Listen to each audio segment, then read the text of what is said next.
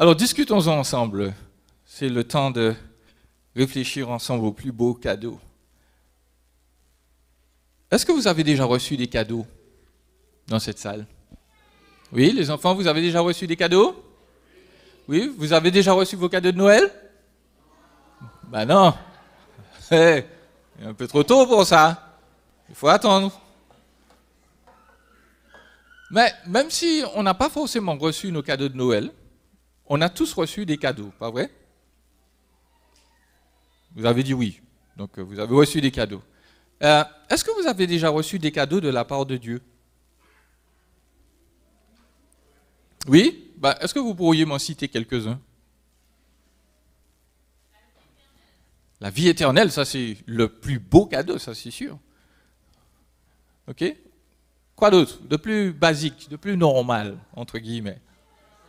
L'intelligence. Oui, ça on y arrive tout de suite. On a reçu la vie tout simplement pour commencer. Hein? On est né, on est là aujourd'hui. Ça c'est une grâce. C'est un cadeau. Tout le monde n'est pas né. Donc Dieu nous fait des cadeaux tout à fait normaux. Dieu nous fait des cadeaux tels que nos parents, nos amis, la santé, la capacité de réfléchir. Et ces cadeaux, des fois, on peut se dire, bon, oui, je reçu ce cadeau-là, il est plus ou moins bon. Mais il n'empêche, c'est toujours un cadeau. Et donc, Dieu est très généreux. Et puis, tout de même, nous pensons aujourd'hui au plus beau des cadeaux. Donc, vous avez déjà vu, aujourd'hui, on a déjà la réponse pour nous, le plus beau cadeau, c'est Jésus. Mais pourquoi? Si nous avons déjà reçu des cadeaux, j'ai envie de vous demander, mais pourquoi vous a-t-on offert un cadeau? Si vous en avez déjà reçu, pourquoi? C'était notre fête, notre anniversaire, parce que c'est Noël, donc c'est une fête, on n'a pas fait grand-chose pour ça.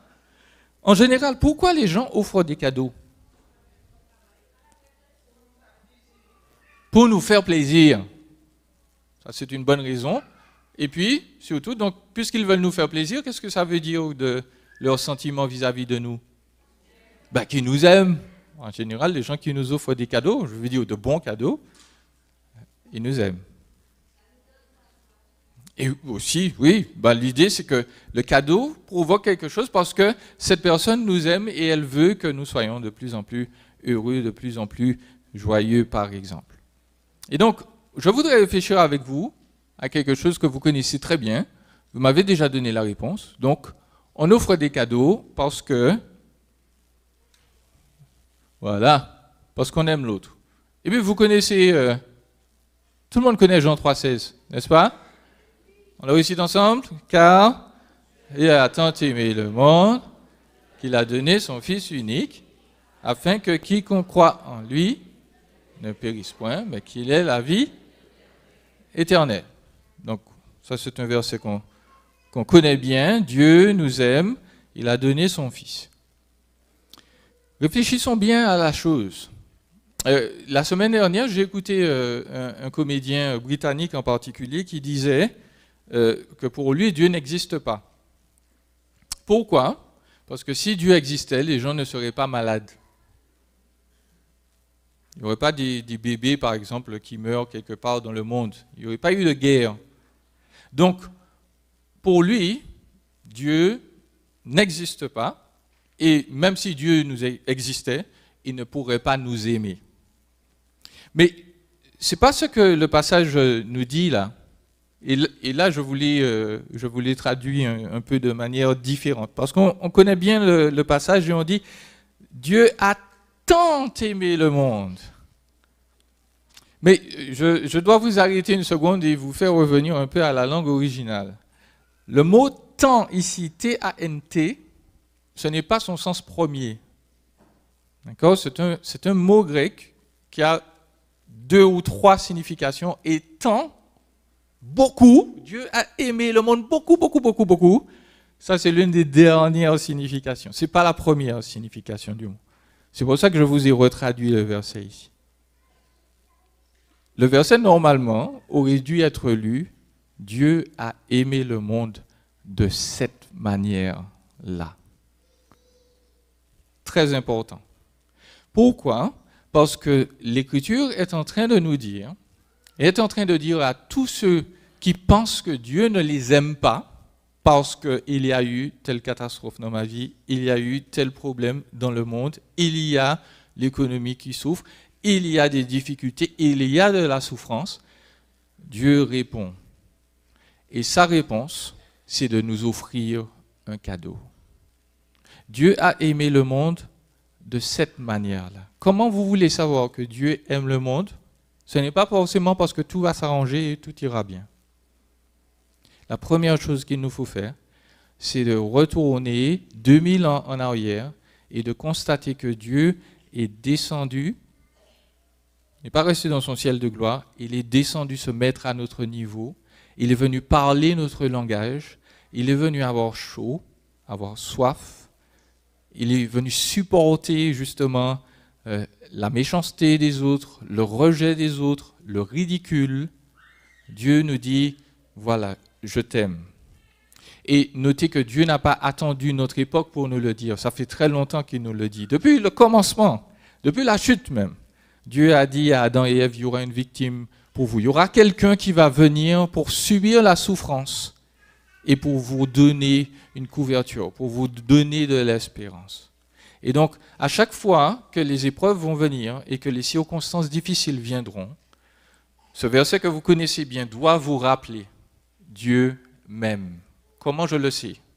Je le sais parce que Jésus est venu. Dieu m'aime de cette manière. Il a donné son Fils unique. Ça, c'est une donnée vraiment, vraiment, vraiment importante. Donc, pourquoi je sais que Dieu m'aime ?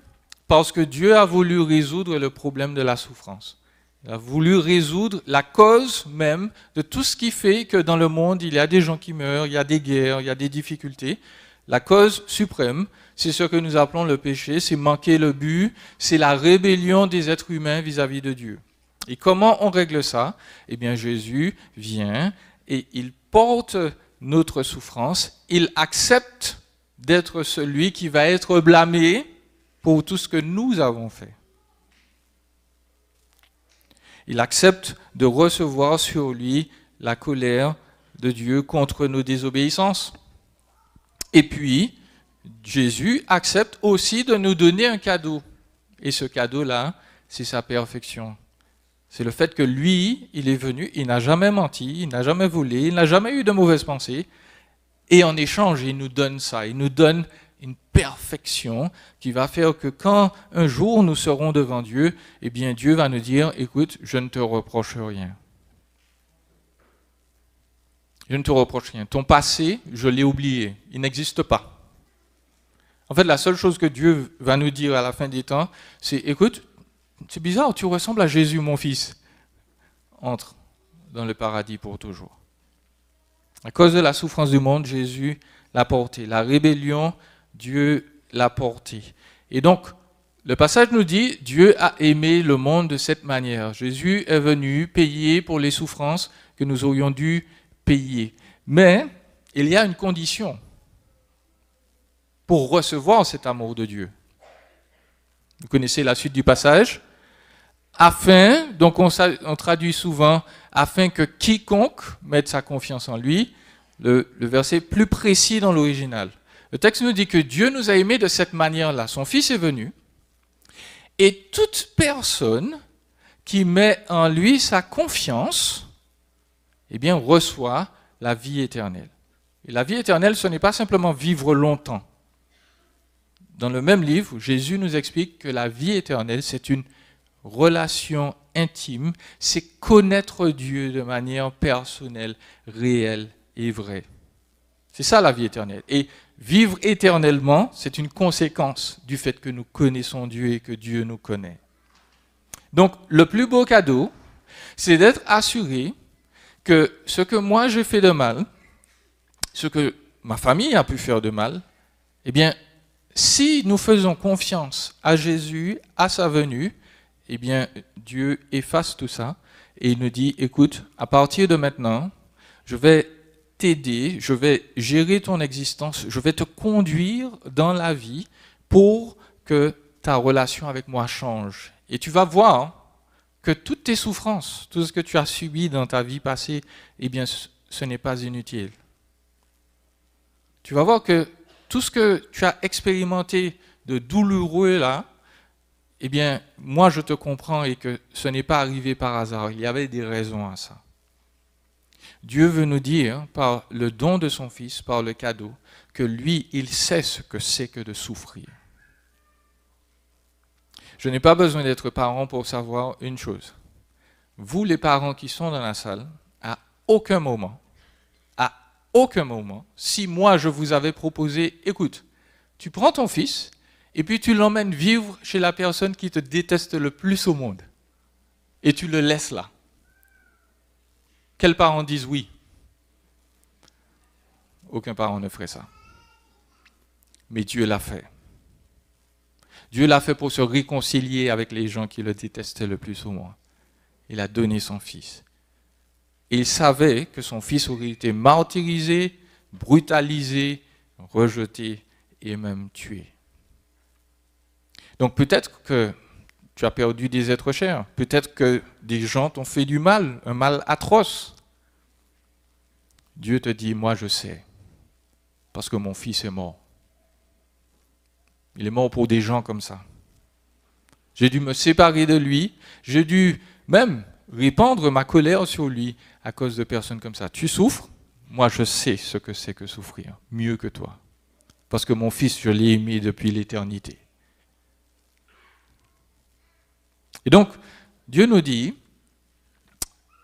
il a aimé le monde de cette manière, il a donné son fils, et il y a une condition, celui qui va mettre sa confiance en lui, celui ou celle qui met sa confiance en Jésus, de manière très précise, eh bien cette personne-là, elle reçoit une relation nouvelle avec Dieu. Il faut faire confiance à Dieu, mes amis, pour que ce changement-là se produise, pour que notre passé soit effacé, pour que nous soyons une nouvelle personne. Il faut faire confiance à Dieu. Qu'est-ce que ça veut dire? Et je termine là-dessus. C'est Richard Toupin, c'est un Québécois qui nous a raconté cette histoire lorsqu'il est venu en Martinique. Il nous a raconté l'histoire d'un père et son fils qui étaient partis en forêt se promener. Et c'était pendant l'été, il faisait très chaud, et un jour il y a eu un incendie. Et ils étaient là, et ils voyaient les flammes s'avancer, ils ont senti l'odeur de brûler, et puis ils ont voulu s'enfuir, mais très vite tous les chemins étaient coupés. Ils étaient dans une petite clairière où il n'y avait que de l'herbe, et le père, il a dit à son fils, fais-moi confiance. Et vous savez ce qu'il a fait? Il a sorti sa boîte d'allumettes ou son briquet, et puis il a allumé l'herbe qui était là à ses pieds. Et le fils lui a dit, mais papa, tu es fou! On va brûler, il y a déjà du feu, pourquoi tu mets du feu là? Il a dit, fais-moi confiance. Et au fur et à mesure, le feu a brûlé l'herbe où ils étaient là, et à chaque fois, il se déplaçait un peu pour éviter que le feu ne les brûle. Et puis, lorsque le grand incendie est arrivé, vous savez ce qui s'est passé? Ben, ils ne sont pas morts. Pourquoi? Parce que l'herbe était déjà brûlée. Mais de la même manière, Dieu vous dit, fais-moi confiance. Les plus grands troubles peuvent arriver dans ta vie, et bien sache que j'ai déjà brûlé l'herbe, j'ai déjà porté la colère, j'ai déjà porté le jugement. Si tu me fais confiance, tu vas échapper au plus grand incendie qui soit. Tu vas échapper au temps du jugement où moi je vais contempler la vie de tous les êtres humains et devoir déclarer où ils vont passer l'éternité. Est-ce qu'ils vont passer l'éternité avec moi, dans la joie, ou bien est-ce qu'ils vont passer l'éternité loin de moi, dans la souffrance? Chers amis, si vous faites confiance à Jésus aujourd'hui, si vous mettez votre foi en lui, eh bien Dieu promet. Il ne va jamais ramener vos fautes passées. Lorsque vous auriez des troubles et des difficultés, il sera toujours là avec vous. Et même si un jour, la fin devait venir, il devait nous emporter dans l'éternité, il nous a dit, celui qui croit en moi, il vivra, même s'il est mort. Ça, c'est l'assurance que Jésus nous donne. Jésus, c'est le plus beau cadeau de Dieu. Amen. Amen. C'est ce que nous avons reçu. Il efface nos péchés, il nous permet de vivre avec lui pour toujours. On va incliner la tête et prier. Seigneur, nous voulons te remercier pour la grâce que tu nous fais de te connaître pour certains d'entre nous. Je veux prier pour que ceux qui n'ont pas encore reçu ton cadeau, peut-être ceux qui souffrent beaucoup et qui se demandent pourquoi tu les as laissés dans la souffrance, eh bien, je prie que toutes ces personnes puissent recevoir de toi l'assurance aujourd'hui que tu ne les as pas oubliés. Que toi, tu es capable de les porter dans la souffrance, que tu connais la souffrance. Et surtout, qu'en Jésus, tu as trouvé un moyen de te réconcilier avec eux, d'oublier leur rébellion et de leur donner une vie tellement forte, tellement belle, tellement puissante avec toi, que la mort ne pourra jamais la vaincre.